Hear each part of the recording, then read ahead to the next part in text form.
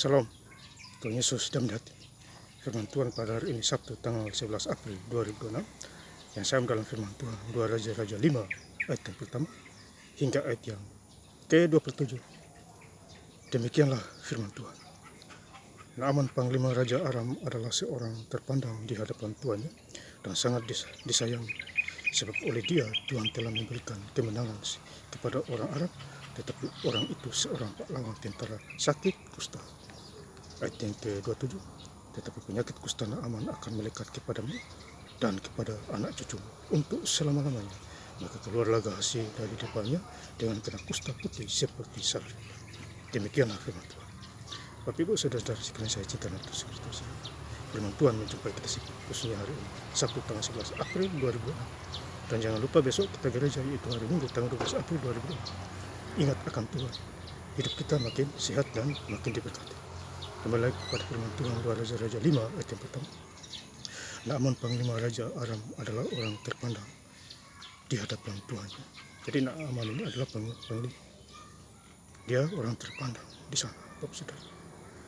Tetapi dia mengalami sakit kusta yang luar biasa, hampir mati, ya Bapak Saudara. Sebab oleh dia Tuhan telah memberikan kemenangan kepada orang Arab, tetapi orang itu seorang pahlawan tentara sakit kusta. Jadi Naaman ini sakit kusta, Bapak Saudara. Ya, buang biaya banyak, tidak bisa sembuhkan. Penyembuhnya satu-satunya adalah Tuhan Yesus Kristus. Ya. Jadi Naaman ini ya menderita. Yang menyembuhkan dia adalah seorang nabi dari Israel, namanya Elisa. Sembuhlah Naaman di sana dengan sakit kusta. Ya. Kemudian kita baca di ayat yang ketiga, berkatalah gadis itu kepada nyonyanya, sekiranya tuanku menghadap nabi yang di Samaria itu, maka tentulah nabi itu akan menyembuhkan dia dari penyakit. Jadi seorang nabi itu ya di Samaria namanya Elisa, sanggup menyembuhkan penyakitnya Naaman, yaitu sakit kusta. Karena Tuhan pakai Elisa, ya, supaya dunia tahu bahwa nama Israel ada di tengah-tengah bangsa Israel, umat pilihan Tuhan sampai hari ini. Ayat yang keempat, lalu pergilah Naaman memberitahukan kepada tuannya, katanya, begini-beginilah dikatakan oleh gadis yang dari negeri Israel. Ayat 5, maka jawab Raja Aram, baik, pergilah, dan aku akan mengirim surat kepada Raja Israel. Lalu pergilah Naaman dan membawa sebagai persembahan 10 talenta perak dan emas, 1000 sikap emas, dan 10 potong pakaian. Jadi Naaman membawa harta bendanya, ya, menjumpai nabi yang ada di Samaria, yaitu Elisa. Ya, tetapi Elisa menolak harta benda itu, ya, karena disuruh oleh Tuhan. Ya. Itu pelayanan yang luar biasa.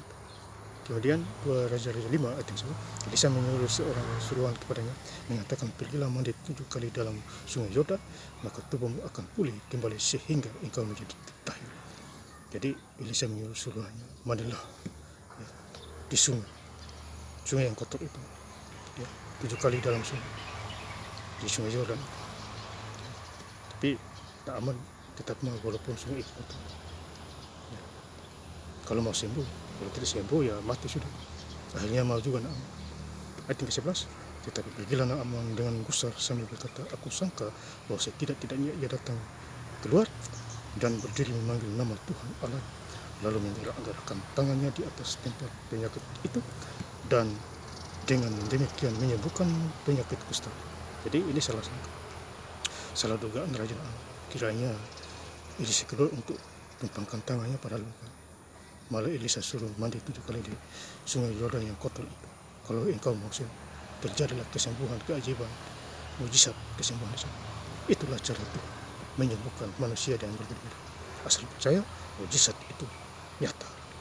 Kemudian 2 Raja-Raja 5 ayat yang ke-27, ayat terakhir, tetapi penyakit kusta Naaman akan melekat kepadamu dan kepada anak cucu untuk selama-lamanya. Maka keluarlah Gehazi dari depannya dengan kena kusta putih seperti salju. Jadi Gehazi ini kena penyakit kusta. Naaman sembuh karena dia mengejar hartanya persembahan dari Naaman itu. Ya, tapi Elisa tahu, bahwa Elisa keluar tahu bahwa Gehazi ini ya meminta ya harta bendanya na aman karena disembuh dari penyakit kusta. Itu teguran ya, hanya kena sakit kusta ya, gasi dan isi rumah. Jadi jangan kita seperti itu, Bos. Kita andalkan Tuhan, hidup kita makin diberkati. Begitu saja, Bos.